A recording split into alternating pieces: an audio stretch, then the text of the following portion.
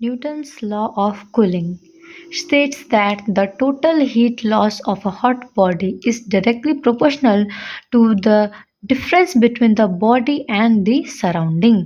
तो आज के इस डेरिवेशन में क्या करने वाले हैं, rate of heat loss of a body we can denote as d theta by dt.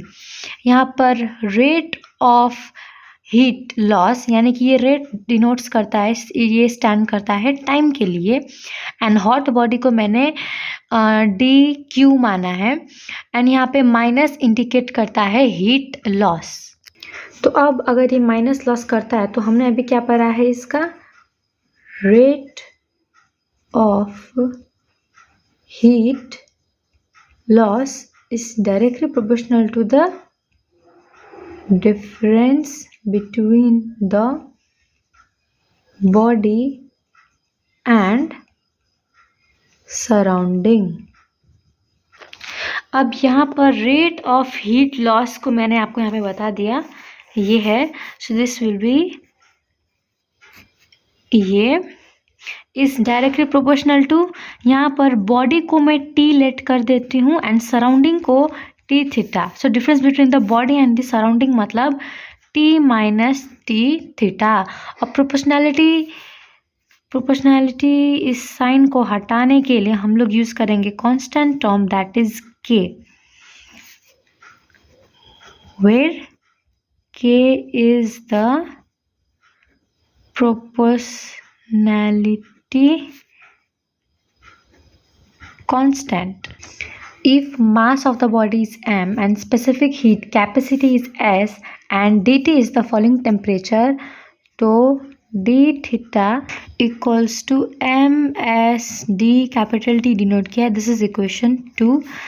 Now putting the value of equation 2 in 1. This is equation 1 by the way.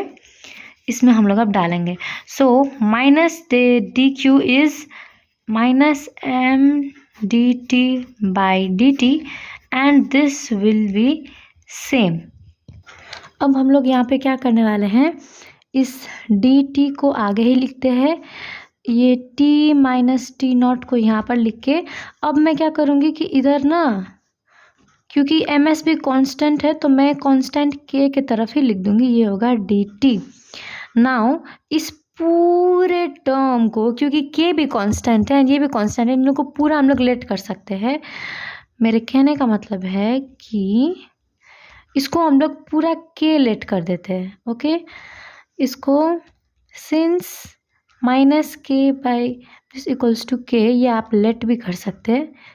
Okay, क्योंकि दोनों ही कांस्टेंट टर्म है तो मैंने एक late कर दिया है. आप नहीं करोगे तो भी चलेगा, बट ये इससे ना ईजी हो जाएगा. अब बस मैंने इसमें इंटीग्रेटिंग बोथ साइड्स किया है. इसको आपको समझने के लिए आपने इंटीग्रेशन में पढ़ाई होगा. क्या होता है कि जैसे कि integration of 1 by x equals to log x to the base e. ठीक है, वैसे ही यहाँ पर भी किया है मैंने, एंड ये हम लोग देख सकते हैं विच is in y equals to mx plus c form. ये इस फॉर्म में है.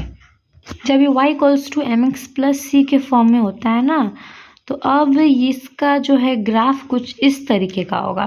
स्टार्टिंग में जो था, स्टार्टिंग में यहाँ पर आप देख सकते हैं, यहाँ पर इस इधर में इसका जो ग्राफ था, अच्छा नहीं यहीं पे है ग्राफ, तो यही होता है इसका आंसर. यहीं तक आपको लिखना है.